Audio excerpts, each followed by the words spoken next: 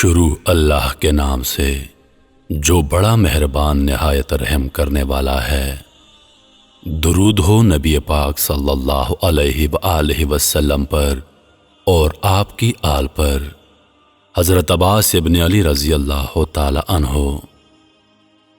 حضرت عباس ہجرت کے 26ویں سال شعبان کے مہینے میں بمطابق مئی 647 عیسوی میں پیدا ہوئے۔ آپ کی جائے پیدائش مدینہ منورہ ہے۔ آپ کے والد کا نام حضرت علی رضی اللہ عنہ اور والدہ کا نام ام البنین ہے۔ کہا جاتا ہے کہ آپ نے سب سے پہلے آنکھ اپنے بھائی حضرت امام حسین رضی اللہ عنہ کی گود میں کھولی۔ حضرت عباس ایک نہایت ہی بہادر باہمت اور سچے مسلمان تھے۔ آپ نے جنگ صفین میں ایک سپاہی کی حیثیت سے جنگ لڑی۔ صفین اس جنگ کا تیسرا اور آخری حصہ مانا جاتا ہے جسے پہلا فتنہ کہتے ہیں۔ اس جنگ میں آپ رضی اللہ تعالی عنہ نے اپنے والد محترم کا جنگی لباس زیب تن کیا اور اپنے دشمن فوج کے کئی سپاہی مارے۔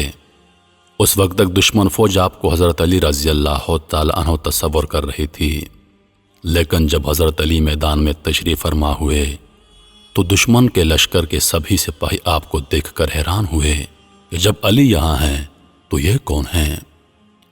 اس پر حضرت علی رضی اللہ تعالی عنہ نے اپنے بیٹے عباس کو ان الفاظ سے متعارف کروایا، یہ عباس ہیں، بنو ہاشم کا چاند۔ حضرت غازی عباس نے جنگ لڑی اور فتح یاب ہوئے، اسی نسبت سے آپ کو غازی کہا جاتا ہے۔ غازی کسی بھی ایسے شخص کو کہا جاتا ہے جو اپنے ملک کی طرف سے جنگ لڑے اور وہ شہید بھی نہ ہو۔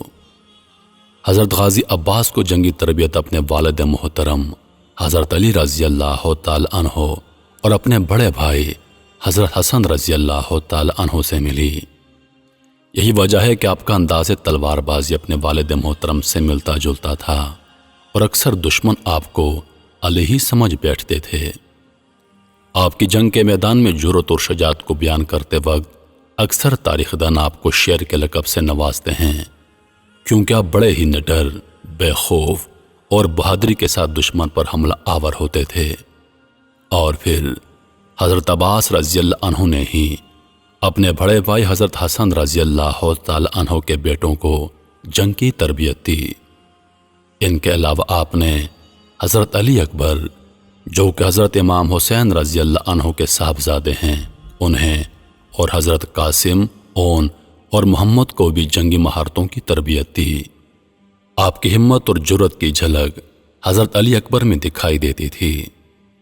حضرت غازی عباس نے میدان کربلا میں بھی بڑی ہمت اور بہادری کا مظاہرہ کیا، لیکن آپ اس جنگ میں شہید ہو گئے۔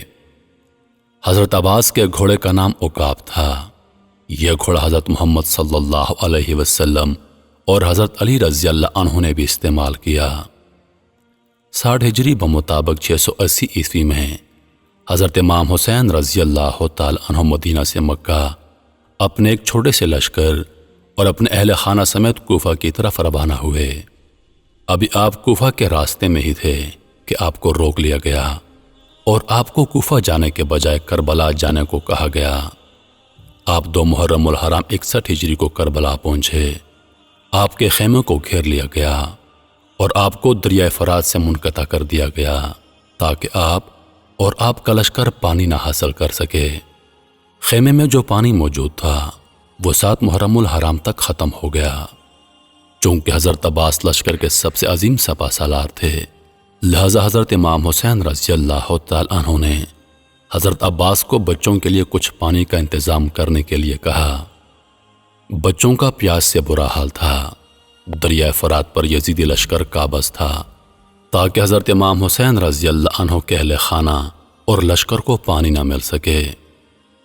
حضرت عباس کی بہادری اور جرأت اور حوصلے کی مہارت کی بنا پر آپ کو یہ ذمہ داری دی گئی تھی کہ آپ اکیلے ہی دریائے فرات تک جائیں اور خیموں تک پانی لائیں گے اور دشمن کا اکیلے سامنا کریں گے، کیونکہ آپ دشمنوں سے بالکل بے خوف تھے۔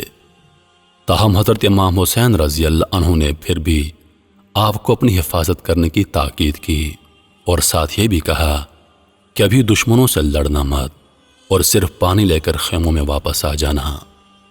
چنانچہ حضرت غازی عباس حضرت امام حسین رضی اللہ عنہ کے خیمے میں موجود بچوں کے لیے پانی لینے کے لیے چل دیے۔ حضرت سکینہ اپنے چچا حضرت عباس سے بہت مانوس تھیں۔ انہیں یقین تھا کہ صرف ان کے چچا عباس ہی ایسے ہیں جو ان کے لیے پانی لے کر آ سکتے ہیں، اور حضرت عباس بھی اپنی پھول سی بھتیجی کو پیاسا نہیں دیکھ سکتے تھے۔ آپ خود بھی پیاسے تھے۔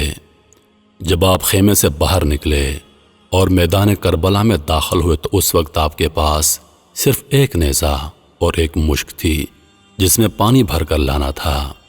آپ کو میدان جنگ میں سپہ سالاری کی کمان دی گئی تھی کیونکہ آپ بہت بہادر تھے۔ اسی سبب آپ کو کماندار بھی کہا جاتا ہے۔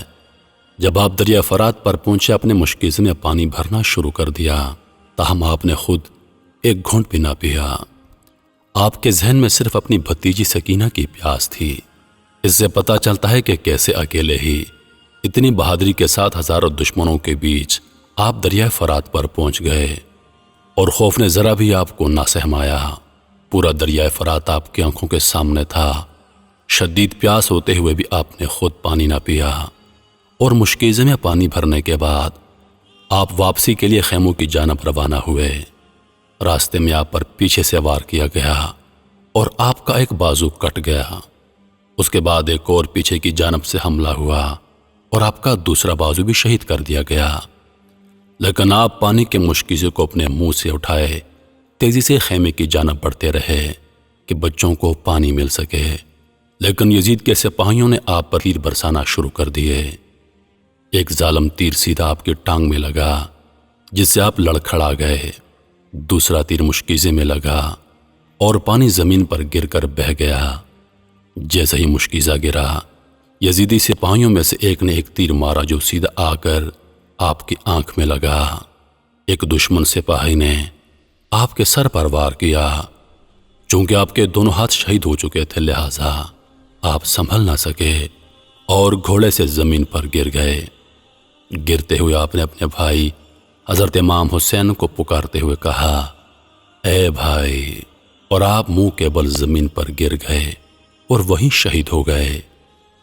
یہ ایک عظیم نقصان ثابت ہوا۔ حضرت امام حسین رضی اللہ عنہ کے لشکر کے لیے یہ 10 محرم الحرام کا دن تھا جب آپ سے 3 دن کے پیاسے بچوں کی پیاس نہ دیکھی گئی اور آپ اکیلے پانی لینے چلے گئے۔ تاہم آپ کامیاب لوٹ رہے تھے، لیکن کمزور دشمن نے پیچھے سے وار کر کے آپ کو شہید کر دیا۔ آپ کو دریائے فرات کے قریب شہید کیا گیا تھا، اور آپ کا مزار بھی اسی مقام پر ہے جہاں میدان کربلا عراق میں آپ اپنے گھوڑے سے گرے تھے۔ اسی مقام پر آپ کی قبر ہے، اور یہیں پر آپ کا مزار تعمیر کیا گیا ہے، جہاں لاکھوں مسلمان ہر سال خاص کر محرم الحرام کے پہلے 10 ایام میں زیارت کے لیے آتے ہیں اور آپ کے طفیل اللہ رب العزت سے دعا مانگتے ہیں۔ بہادری، جرت اور وفا کی آپ ایسی مثال ہیں جو قیامت تک قائم رہے گی۔ آپ پر لاکھوں کروڑوں سلام۔